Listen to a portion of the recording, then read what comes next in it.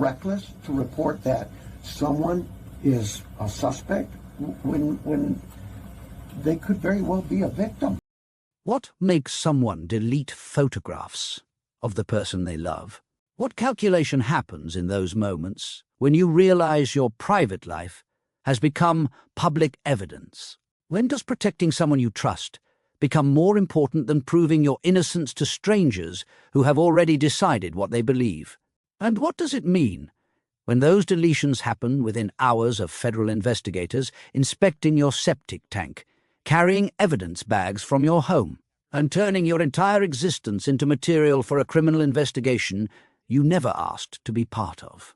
These are not rhetorical questions. These are not abstract thought experiments designed to make you think about human psychology in general terms. These are specific questions about specific decisions made by a specific woman on what may have been the worst night of her life. And almost nobody covering this case has bothered to answer them honestly. But we will.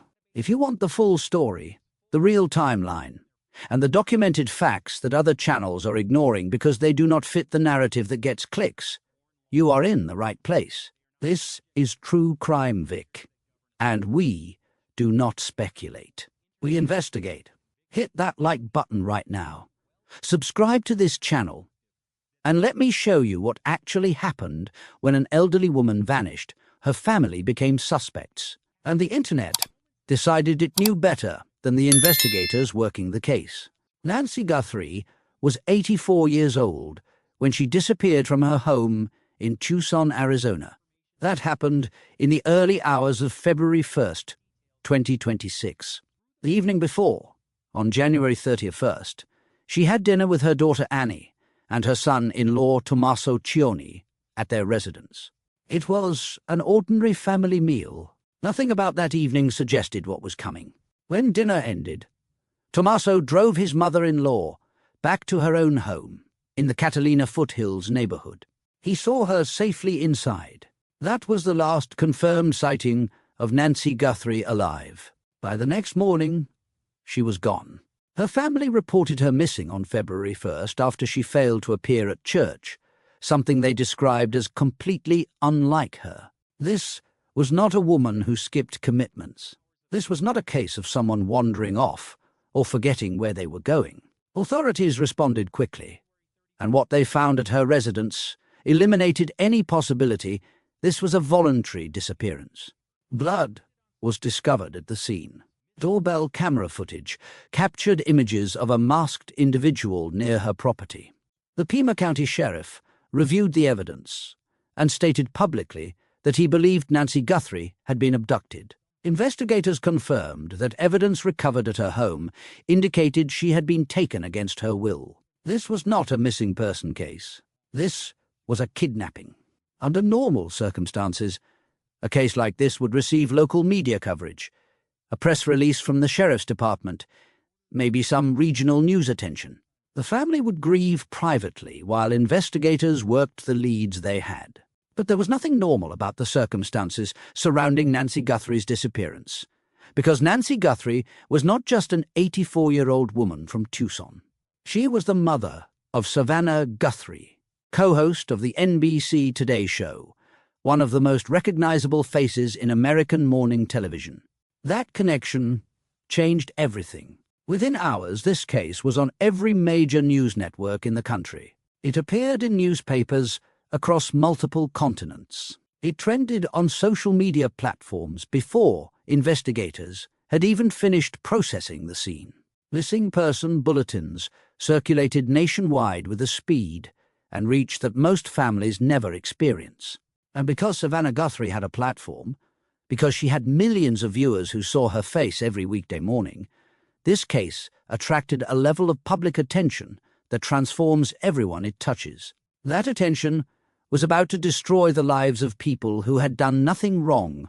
Annie Guthrie did not choose to become a public figure. She did not seek media attention. She did not build a platform or cultivate an audience.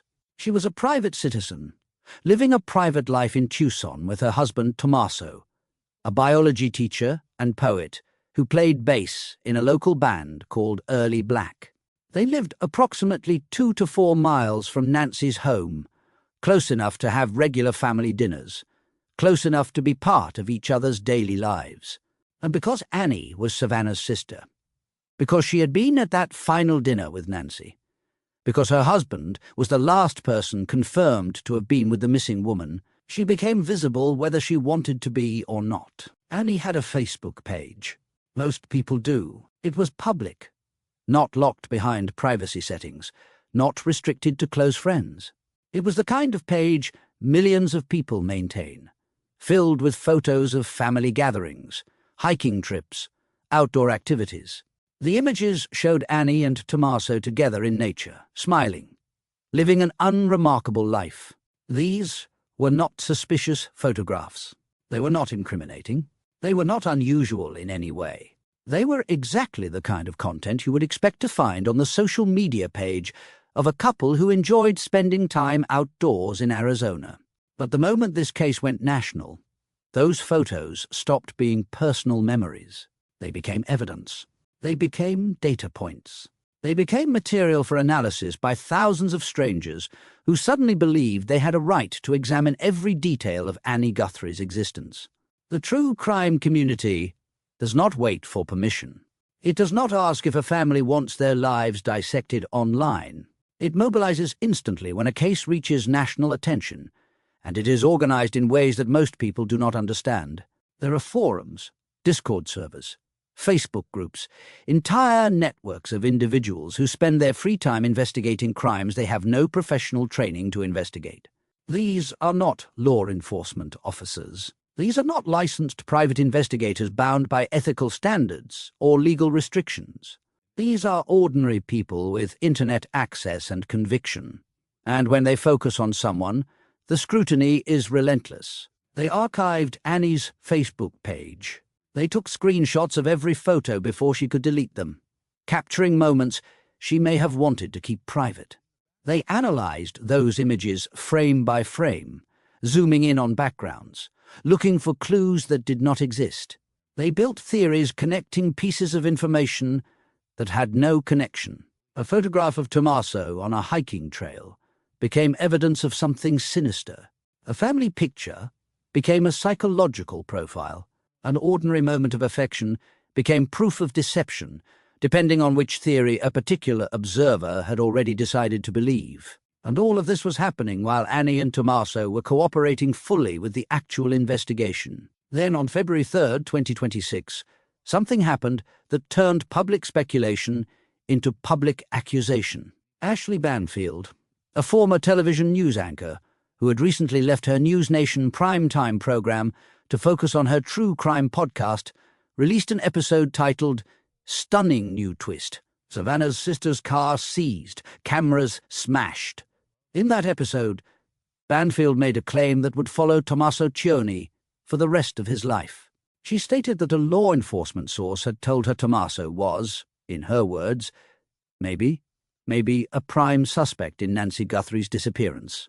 Listen carefully to the way she framed that statement. First, she said it flatly. My law enforcement source tells me that Tommaso Cioni is the prime suspect in this case. Then, almost immediately, she walked it back. Maybe a prime suspect.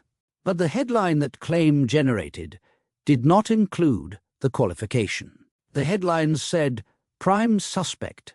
The social media posts said prime suspect. The true crime forums updated their theories to reflect that Tommaso Cioni, a biology teacher who had cooperated with every request investigators made, was now publicly identified as the primary focus of a criminal investigation. Banfield described her source as very connected, highly regarded, someone with impeccable credentials and knowledge of the investigation. But she did not name that source. She did not provide documentation. She did not present any evidence that corroborated the claim. And critically, no law enforcement agency working the case had made any such statement publicly. The Pima County Sheriff had not named a suspect. The FBI had not named a suspect. No official involved in the investigation had identified Tommaso Cioni as a person of interest, let alone a prime suspect. But the claim was out there now, attached to his name, spreading across every platform, impossible to retract.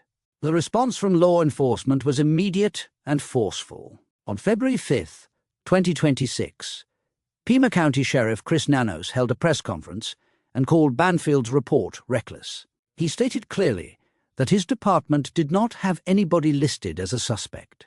He said, and this is a direct quote, "It is really kind of reckless to report that someone is a suspect when they could very well be a victim." He emphasized that nobody had been eliminated from the investigation, but that investigators simply did not have enough evidence to identify any specific individual as a suspect. Then he said something that should have stopped the speculation immediately. He said, "You could actually be doing some damage to the case, but you could do some damage to that individual too." Social media is kind of an ugly world sometimes. Though Sheriff Nanos did not name Tommaso directly during that press conference, his words were widely understood to refer to the man Banfield had publicly accused. Separately, investigators told other outlets they did not know where such claims were originating. The Pima County Sheriff's Department confirmed through multiple channels that they had not identified a suspect or person of interest in Nancy Guthrie's disappearance. But by that point, the damage was done.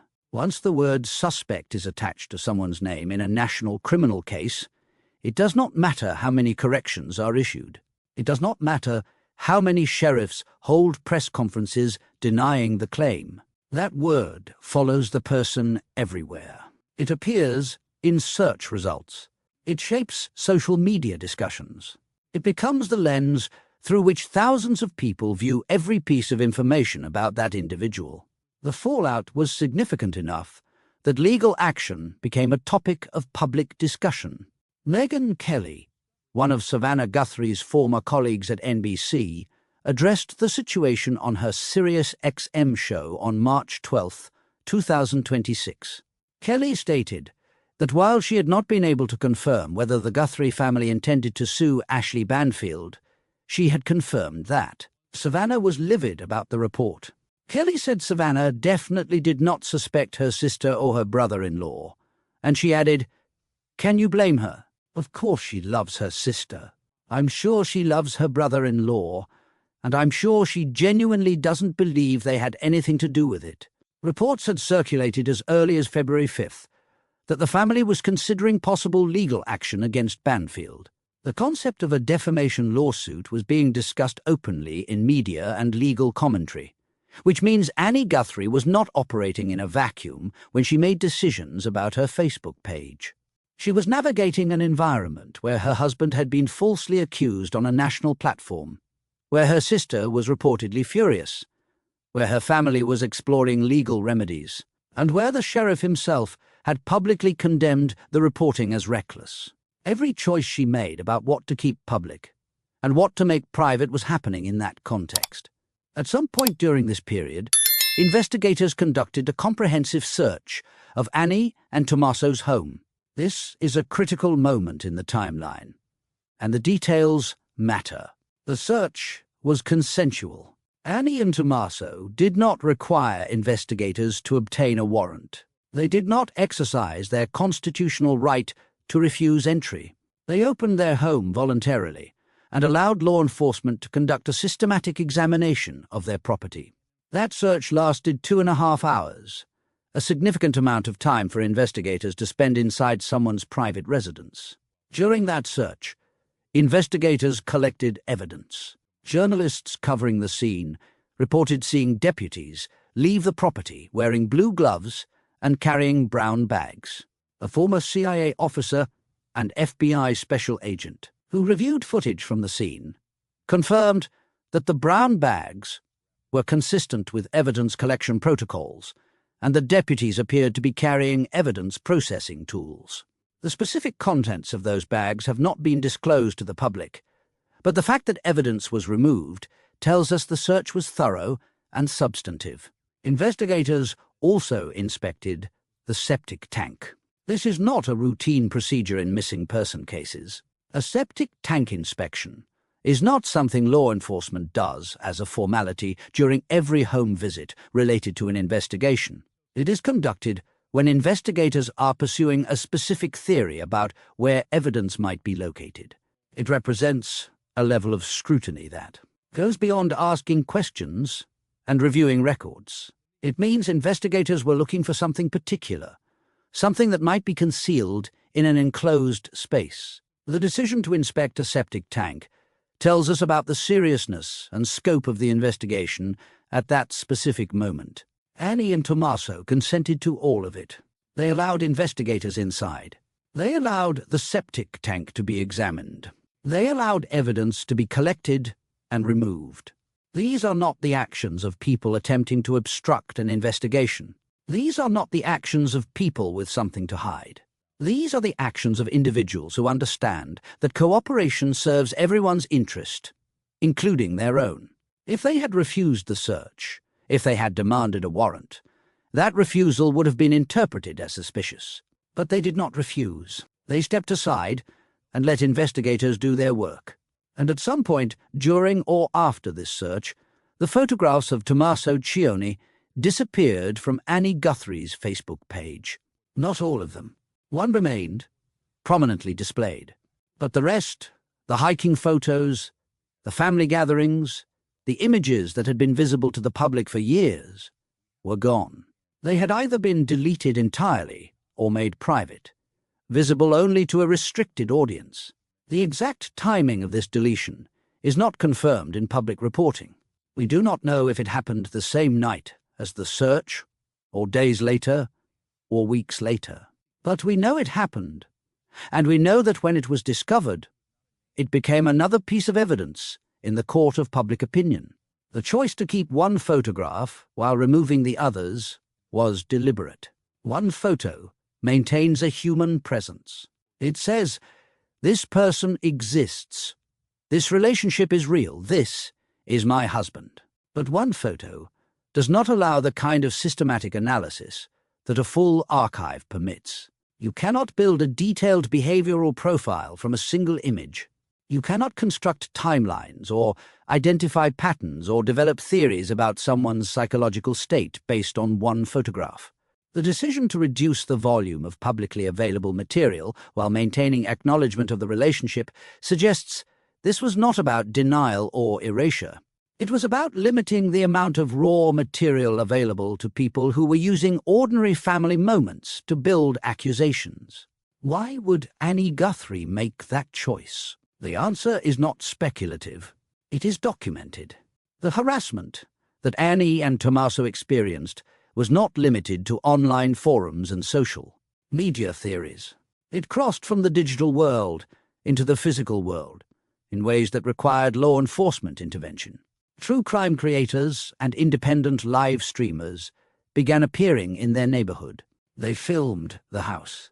They confronted residents. They treated a residential area in Tucson, Arizona like a tourist attraction, despite the fact that no charges had been filed, no arrests had been made, and every official involved in the case had stated clearly that there was no identified suspect. By day 78 of the investigation, the harassment had escalated to the point where Annie and Tommaso posted a no trespassing sign on their front lawn. The sign was not a polite request.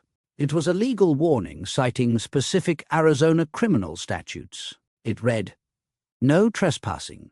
Violators will be prosecuted in accordance with Arizona Revised Statute 13, 1502, a 1, private property." This was a formal legal notice indicating that continued intrusion would result in criminal prosecution. According to reporting from KVOA, the Pima County Sheriff's Department attended a homeowners association meeting for Nancy Guthrie's Catalina Foothills neighborhood, where residents voiced complaints about a YouTuber who had been harassing people in the area. The Sheriff's Department confirmed they had received similar complaints from Annie Guthrie regarding activity in her own neighborhood.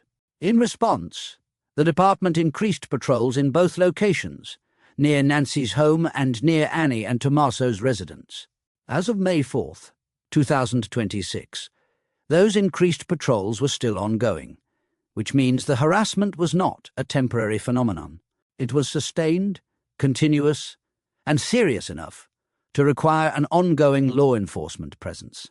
This is the environment in which Annie Guthrie made her decision about those Facebook photos.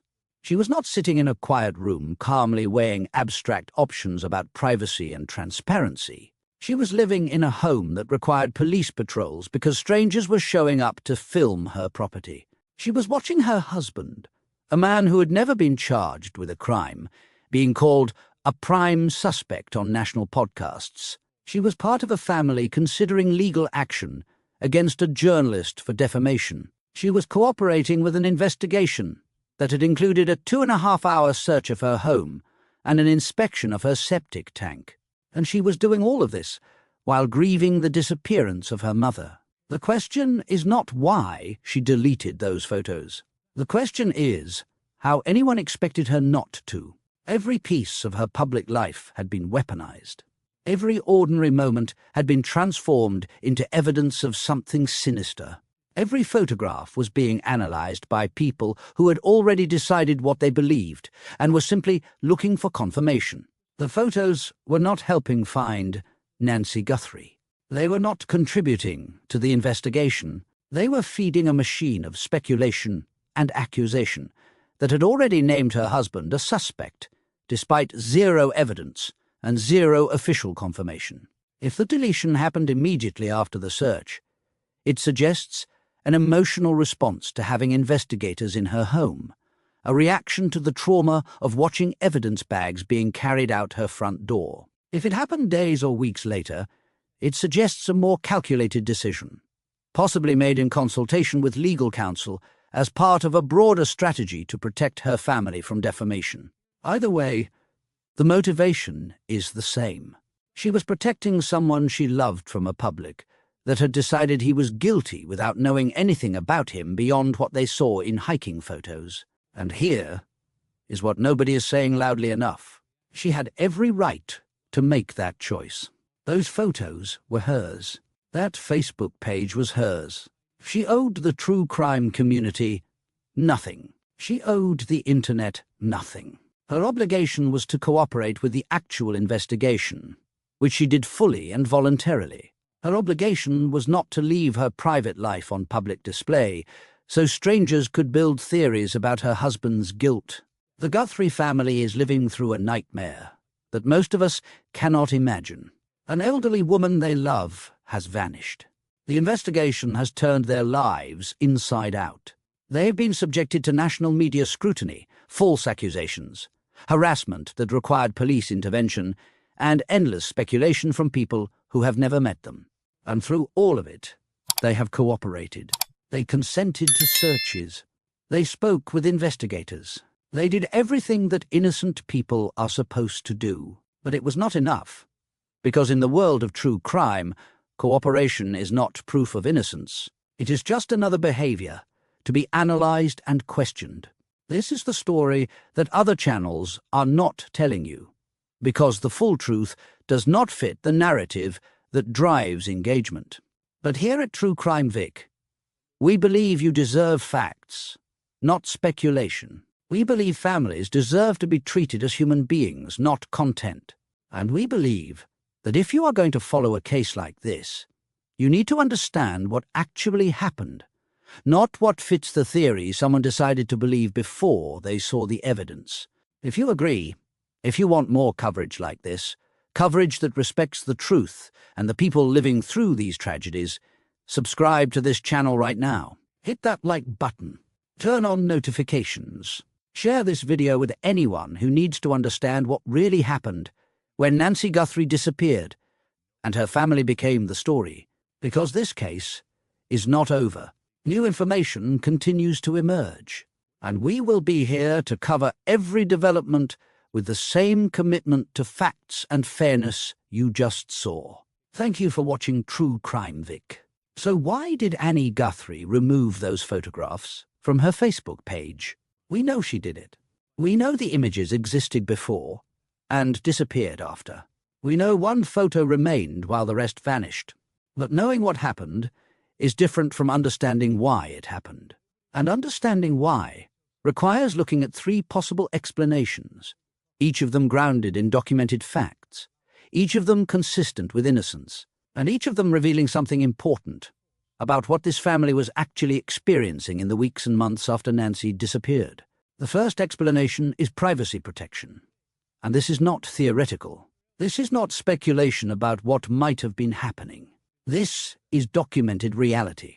The harassment Annie and Tommaso experienced was sustained, escalating, and serious enough to require direct law enforcement intervention. We are not talking about mean comments on Reddit or angry posts in Facebook groups. We are talking about physical intrusion into their neighborhood, their street, their property. True crime creators were showing up at their home.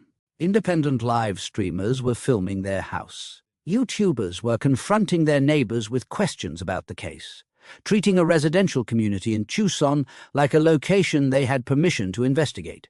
The Pima County Sheriff's Department attended a homeowners association meeting specifically to address complaints from residents who were being harassed by someone creating content about this case. That meeting was not about online theories. It was about a person physically present in the neighborhood, causing enough disruption that law enforcement felt compelled to show up and address it directly. And those complaints were not isolated to Nancy's neighborhood. The sheriff's department confirmed they had received similar complaints from Annie's neighborhood, the area where she and Tommaso lived. In response, the department increased patrols in both locations. Those patrols were not temporary. As of May 4th, 2026, more than 3 months after Nancy disappeared, those increased patrols were still ongoing. Think about what that means in practical terms. A family living under police protection because the public attention surrounding a case has created a safety concern. A family that cannot walk out their front door without wondering if someone is filming them, following them, waiting to confront them with accusations. A family that has been cleared by every law enforcement agency working the investigation but still needs deputies driving past their house regularly because strangers will not leave them alone. That is the environment in which Annie made her decision about those Facebook photos. Every photograph on that page was material. Every image could be screenshotted, downloaded, shared across platforms, and used to build another video, another theory, another post accusing Tommaso of involvement in a crime he did not commit. A picture of him on a hiking trail could become evidence of suspicious behavior with the right caption. A family photo could be analyzed for body language, facial expressions, signs of guilt that existed only in the mind of someone who had already decided what they believed. These were not professional investigators conducting forensic analysis. These were people with internet access and editing software turning ordinary moments into content that fueled harassment. Removing those photos did not erase what had already been captured. The internet does not forget. Screenshots taken in those first days and weeks after the case went national still exist. They are archived in forums, saved on hard drives, stored in cloud accounts belonging to people who will never delete them. Annie could not retrieve what was already out there. But what she could do was stop the flow of new material. She could cut off the supply. She could create a barrier between her family and the people who were using her life as raw material for their theories. That is exactly what the no trespassing sign represented. It was not an admission of guilt. It was a legal boundary. It said you do not have permission to be here. And if you cross this line, there will be consequences. The Facebook deletion was the digital equivalent of that sign. It said you do not have permission to use these images anymore, and I am removing your access to them. Both actions serve the same purpose. They are attempts to regain control over a situation that had spiraled completely beyond this family's ability to manage. When YouTubers are harassing your neighbors so persistently that the sheriff has to attend community meetings, when law enforcement is increasing patrols around your home to protect you from people who believe they are solving a crime, when you cannot live your life without being filmed and followed and accused, removing public photos from social media is not suspicious. It is self-preservation. It is the act of a family trying to protect what little privacy they have left. It is rational, understandable, and entirely consistent with innocence. The second explanation is legal protection, and this comes directly from someone with the expertise to recognize it. Jennifer Coffindaffer is a retired FBI special agent with nearly 3 decades of experience in federal law enforcement. On April 13, 2026, she addressed the rumors surrounding Annie and Tommaso in a live stream, and she was unequivocal. She confirmed that Annie is a creative writer who works for the University of Arizona. She said this is a woman who works hard, a family with no signs of financial problems, a couple who are doing just fine. They have 1 child. They have a beautiful life from all accounts. That is not speculation from an internet sleuth. That is professional assessment from someone who knows how to evaluate evidence and recognize patterns. Then, on May 14, 2026, Coffindaffer went further. She posted an analysis explaining why Annie and Tommaso were staying out of the public eye entirely, why they had withdrawn from visibility, why their digital presence had shrunk. Her answer was direct. She believed the obvious concern was ridicule, but she also identified another possibility: defamation suits. That analysis matters because it connects specific legal strategy to observable behavior. Families preparing for potential defamation lawsuits do something very particular. They document every piece of damage meticulously. They save evidence of every false accusation, every instance of harassment, every opportunity lost because of statements that were not true. Defamation is a civil legal claim that arises when someone makes a false statement that damages another person's reputation. It is distinct from criminal charges. It does not result in jail time. It results in monetary damages awarded to the person whose reputation was harmed. And for a defamation claim to succeed, the person bringing the lawsuit has to prove that false statements were made, that those statements caused measurable harm, and that the harm was significant enough to warrant compensation. In a case like this, where a nationally distributed podcast named an innocent man as a prime suspect, where that claim contradicted explicit statements from the sheriff, where the accusation spread across every platform and attached itself permanently to his name, a defamation claim is not frivolous. It is legally viable.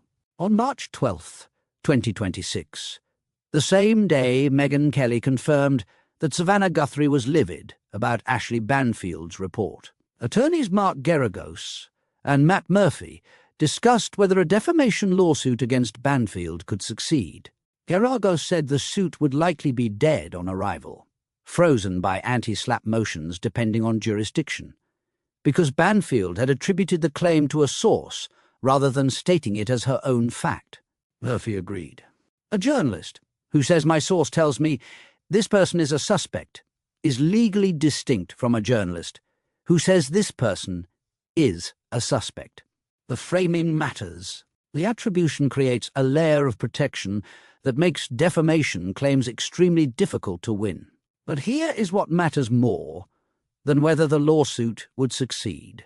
The fact that it was being discussed publicly by legal experts, media commentators, and people close to the family tells us that defamation was on the table as a possible response. And if Annie and Tommaso were considering that option, if their attorneys were advising them about the viability of such a claim, then their behavior in the months following Nancy's disappearance makes perfect sense through that lens. Families building defamation cases do 2 things simultaneously. First, they document the damage. Every false accusation gets saved. Every piece of ridicule gets recorded. Every instance of public harm gets preserved as evidence. Screenshots of posts calling Tommaso a suspect. Links to videos naming him as involved. Records of every message, every comment, every piece of content that spread the false narrative. All of it becomes part of the damages calculation. If you can prove that false statements caused you to lose income, lose professional opportunities, lose standing in your community, lose your ability to live without fear, then you have a case. And the evidence of that damage is everything that happened to you after the false statement was made. Second, they reduce the material that can be used to make new false statements. They minimize their public presence. They stop posting things that could be misinterpreted. They curate their digital footprint carefully because every new post is potential ammunition for someone determined to build a theory. Every photograph can be twisted. Every comment can be taken out of context. Every piece of their public life can become evidence in the hands of people who have already decided they are guilty. So they go quiet. They withdraw. They become invisible, not because they are hiding, because they are protecting themselves while building a record of how much protection they needed. Think about what that record would include for Annie and Tommaso. Tommaso Cioni played bass in a local band called Early Black. After Nancy disappeared and after Banfield's accusation, those band appearances stopped. Every cancelled performance is a documented loss. Every show they did not play is evidence of professional harm caused by the false accusation. Tommaso was a biology teacher. Coffindaffer noted in her May 14th analysis that he was no longer listed as a teacher at his school for the current academic year. Whether he took leave voluntarily or whether the school distanced itself from his name because of the publicity, that change in employment status is documented damage. That is income lost, professional reputation harmed, career disrupted. Annie Guthrie is a jeweler and a writer. If her business suffered because potential clients saw her name associated with a criminal investigation, that is financial harm. If people stopped buying her work because they believed what they read online, that is measurable loss. If they had to hire attorneys to navigate the media attention, if they had to pay for security consultations, if they had to spend money managing the consequences of being falsely named suspects, those are all documented financial damages. If their neighbors were harassed and their relationships in their community were strained because of the attention, that is harm to their standing. Every single one of these losses is a line item in a potential lawsuit. And the family's behavior, the quietness, the withdrawal, the reduced visibility, all of it is evidence. Not evidence of guilt, evidence of damage. Every day they could not appear in public without being filmed is evidence. Every band performance they had to cancel is evidence. Every shift in their professional lives is evidence. The no trespassing sign on their lawn is evidence. The increased police patrols confirmed by KVOA is evidence. Every piece of their changed reality is proof that false statements cause them harm. Coffindaffer's point was that the entirety of how they have been damaged will be considered if a suit is lodged. This is not about one Facebook post or one deleted photo. This is about a comprehensive record of what it cost them to be falsely accused. And if they are building that record, then every choice they made about visibility makes sense. The deletion of the Facebook photos fits perfectly into this strategy. It reduces the ammunition available to accusers, while simultaneously demonstrating how much their lives had to change because of false accusations. It is protection and documentation at the same time. It is legal strategy, not evasion. The third explanation is that law enforcement may have advised Annie and Tommaso to reduce their public digital presence while the investigation remained active. This is standard practice. It is routine for investigators to counsel family members in high-profile cases to limit their social media activity. The reasons are practical. Public statements can be misinterpreted by people looking to build theories. Information shared online can interfere with investigative operations or alert potential suspects to what law enforcement knows. Public visibility can lead to harassment that complicates the family's safety and the investigation's effectiveness. Digital content creates a public record of what the family knows, believes, or is doing, and that record can complicate law enforcement strategy. At the point when the search occurred, when investigators spent 2.5 hours inside the home and inspected the septic tank, the investigation had clearly moved into an intensive evidence-gathering phase. If investigators gave guidance at that moment to limit digital presence, it would make complete sense from a tactical perspective. They would want the family to remain cooperative and available without the noise of ongoing social media activity, creating complications. This explanation requires no assumption of guilt. It requires only an understanding that law enforcement sometimes gives protective advice to families caught in circumstances they never asked for.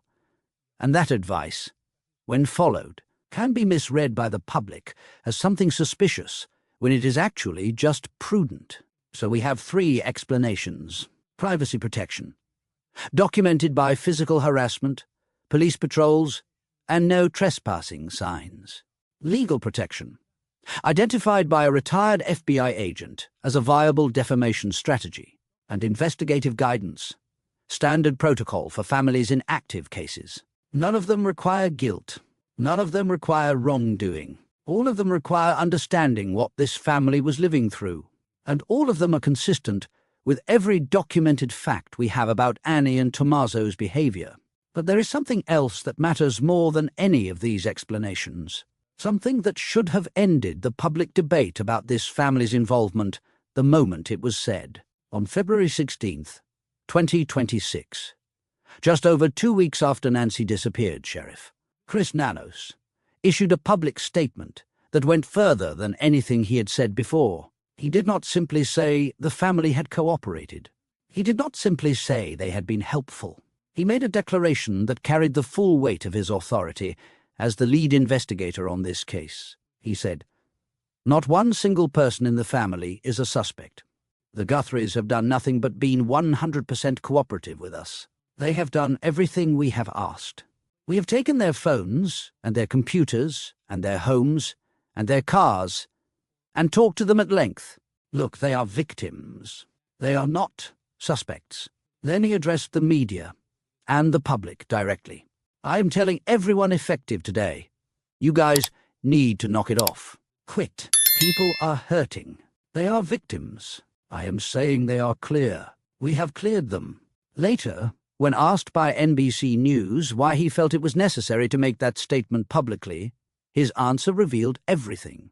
He said, "Because sometimes we forget we are human, and we hurt, and kindness matters. It is every cop's duty to stand up and be that voice for our victims. I am not going to sit in silence when others are attacking the innocent." Think about what it takes for a county sheriff in the middle of a high-profile investigation to make that kind of statement. He was not providing a case update. He was defending a family. He was using his official position to tell the world to stop attacking people who had been cleared by his investigation. These are not the words of a sheriff protecting suspects or buying time. These are the words of a law enforcement official who has seen the evidence, conducted the investigation, cleared the family, and watched them continue to be publicly destroyed anyway. His frustration is visible in those words. He had done his job. He had investigated thoroughly. He had cleared the family, and the public had ignored him. So he went on the record and said, "Knock it off. Quit. They are victims." The fact that he felt compelled to make that statement, that weeks after clearing the family he still had to publicly demand the harassment stop, tells you everything about what Annie and Tommaso were enduring. A sheriff publicly defending you is not the experience of guilty people. It is the experience of innocent people who cannot escape the consequences of false accusations. And he was not the only professional who cleared them. Coffin Daffer, the retired FBI special agent, addressed the rumors directly on April 13th, clearing the couple entirely, and returned on May 14th with her analysis about defamation strategy. That is nearly 3 decades of federal law enforcement experience, arriving at the same conclusion as the sheriff. Annie and Tommaso had nothing to do with Nancy's disappearance. According to former SWAT team leader Chad Ayers, who discussed the case on the Megyn Kelly show, Tommaso Cioni and other members of the Guthrie family passed polygraph examinations. Polygraphs are not admissible in most courts because their scientific reliability is debated, but they are part of the investigative process. Tommaso submitted to the test voluntarily. He passed. The couple's car was towed into evidence and examined as part of the investigation. The sheriff confirmed this was standard investigative practice. And critically, neither Annie nor Tommaso has been named a suspect at any point by any law enforcement agency working this case. When you place the deletion of those Facebook photos in this context, everything looks different. A sheriff publicly declaring they are victims on February 16th and demanding people knock it off. A retired FBI agent confirming no involvement on April 13th. Polygraphs passed. A vehicle examined. Formal clearance by every agency involved. The deletion does not look like concealment. It does not look like guilty people hiding evidence. It looks like the choice of a family that has been falsely accused on a national podcast, harassed in their own neighborhood, subjected to police patrols outside their home, forced to post legal warnings on their lawn, and has watched their names become synonymous with suspicion in a story that has nothing to do with their actions. It looks like a family protecting itself, not from investigators but from the public, because the public, armed with screenshots and theories, and the conviction that they had solved what professionals had not, had become a threat that law enforcement could patrol around but could not completely stop. The deletion of those photos was not the act of people concealing a crime. It was the act of a family erecting one more barrier between themselves and a world that had decided, without evidence, and against the explicit statements of law enforcement, that they were guilty. The investigation into Nancy Guthrie's disappearance continues. Law enforcement remains committed to finding answers. The reward for information leading to her whereabouts stands at $1.2 million combined, offered by multiple parties who believe Nancy can still be found and brought home safely. If you have information about this case, if you know anything that could help investigators, the tips line is 1-800-CALL-FBI. That number, again, is 1-800-255-324. You can also submit tips online at tips.fbi.gov. Anyone with information is strongly urged to come forward. A woman is still missing. Her family is still waiting for answers. This case has not gone cold. It remains active, prioritized, and if you have knowledge that could help, you have a responsibility to share it. I want to thank you for watching this investigation all the way to the end, for staying with us through the timeline, the evidence, the analysis of what really happened and why. Your support matters more than you know. This channel exists because of viewers like you, people who care about truth, who care about justice, who care about understanding what actually happened to the families at the center of these cases. Your engagement, your subscriptions, your comments, your shares, all of it drives this work forward. Every subscription tells us someone cares about this story. Every comment tells us what you are thinking.